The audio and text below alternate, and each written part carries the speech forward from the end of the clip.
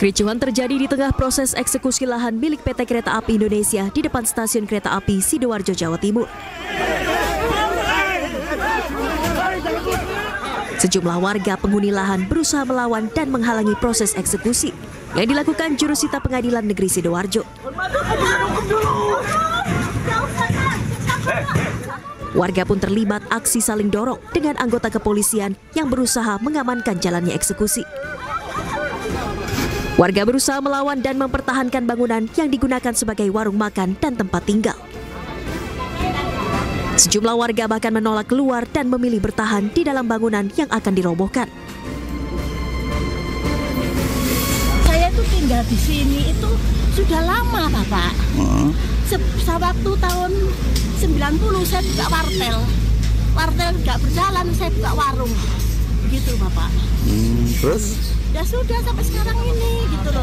Sebelum pelaksanaan eksekusi ini, PT KAI telah melakukan mediasi kepada para termohon atau para penghuni yang tidak bertanggung jawab tersebut untuk mediasi. Ada 8 orang yang bersedia mengosongkan sukarela dan 6 yang belum, dan hari ini kita lakukan pengosongan. Meski sempat ricuh, proses eksekusi lahan ini akhirnya berhasil dilakukan. Sejumlah bangunan permanen dikosongkan dan dirobohkan untuk selanjutnya diberi pagar pembatas agar tidak bisa digunakan lagi oleh umum. Dari Kabupaten Sidoarjo, Jawa Timur, Pramono Putra, iNews melaporkan.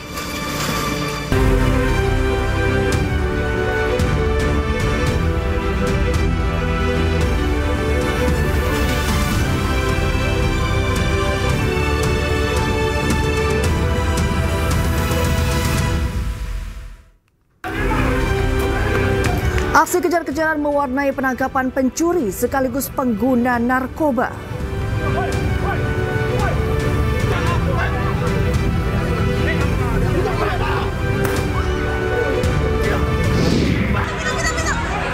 Polisi menerima laporan terkait Rasman Nasution ricuh di pengadilan saat persidangan.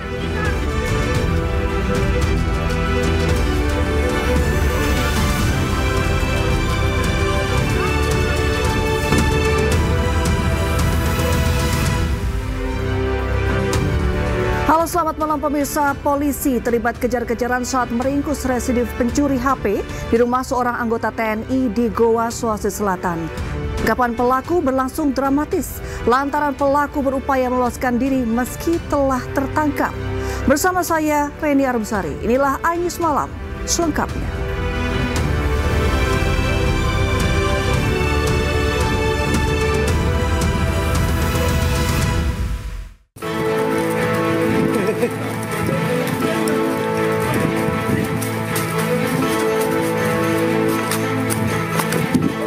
Petugas Satreskrim Polsek Barombong mengejar seorang terduga pelaku pencurian telepon genggam di rumah salah seorang anggota TNI di Kabupaten Goa, Sulawesi Selatan.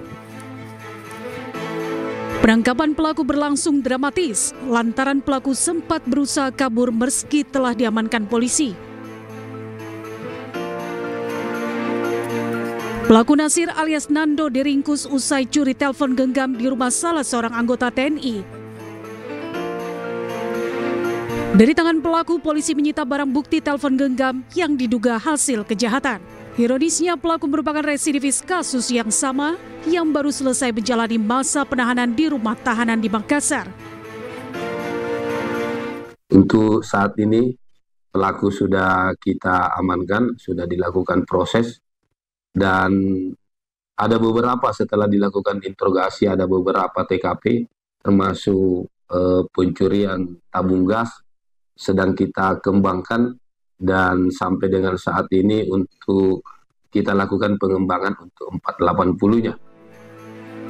Hingga kini polisi masih memburu seorang penada hasil kejahatan pelaku. Guna mempertanggungjawabkan perbuatannya, pelaku terancam hukuman 7 tahun penjara. Dari Kabupaten Goa, Sulawesi Selatan, Bukma, iNews melaporkan. Pemirsa, polisi menangkap pelaku pencurian helm di rumahnya di Padang, Sumatera Barat. Polisi menyita sejumlah barang bukti dan paket narkotika dari rumah pelaku. Aduh, tiga yang buat lem pulang. Tiga yang buat lem pulang. Ini nak buat lem dah. Galak-galak di luar empat dia buat ni. Aksi pencurian helm di parkiran Pengadilan Negeri Kota Padang terekam CCTV. 3 helm milik pengunjung pengadilan raib dibawa kabur pelaku. Dari rekaman CCTV tersebut, tim Klewang dari Satreskrim Polresta Padang menemukan identitas dan alamat pelaku di kawasan Jati, Kecamatan Padang Timur, Kota Padang.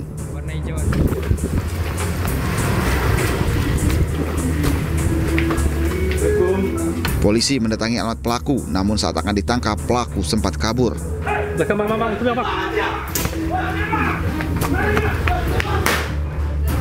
Sebelum menangkap pelaku, polisi menemukan 1 paket narkotika jenis sabu beserta alat hisap sabu.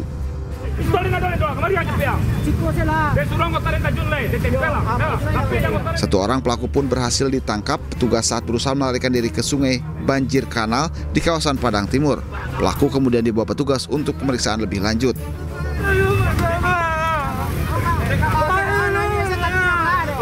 Selain menangkap pelaku, polisi menyita barang bukti pakaian, sepeda motor yang digunakan saat beraksi, serta 1 unit helm yang dicuri pelaku. Dari Padang, Sumatera Barat, Budi Sunandar, iNews melaporkan. Ya, kita beralih ke informasi lain pemirsa. Warga Desa Kohot dicatut KTP-nya terkait kasus pagar laut di perairan Tangerang, Banten. Berdasar hasil penyelidikan, warga tidak tahu bahwa namanya telah dicatut hingga membuat diterbitkannya SHM dan SHGB di lokasi pagar laut.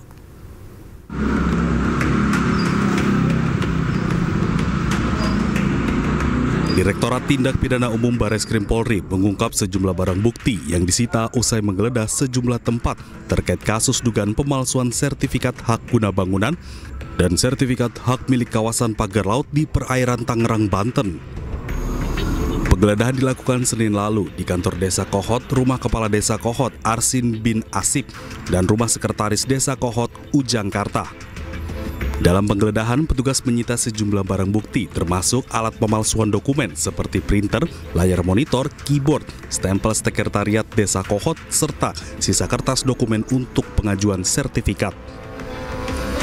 Polisi juga mengungkap warga Desa Kohot dicatut KTP-nya untuk menerbitkan SHM dan SHGB di lokasi pagar laut Tangerang. Bahwa kita fokus pada permasalahan awal, yaitu tentang 263, tentang pemalsuan. Dari pemalsuan ini, dari hasil penyelidikan maupun sejak penyelidikan, Lurah sudah mengetahui dan dia menjelaskan, dan makanya kita bisa menyimpulkan bahwa perkara ini naik sidik.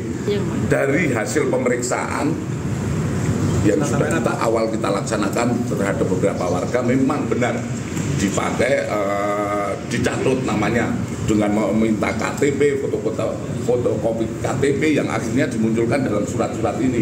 Sementara warga itu tidak mengetahui dan menyatakan tidak memiliki, menguasai tanah tersebut. Semua barang bukti dibawa ke Pusat Laboratorium Forensik Bareskrim Polri untuk diuji. Setelah mendapatkan hasil lapor, penyidik akan menggelar perkara untuk penetapan tersangka.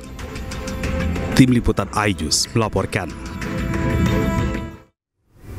Pengadilan Negeri Jakarta Utara melaporkan Rasman Nasution bersama timnya ke Bareskrim Polri. Informasinya sesaat lagi.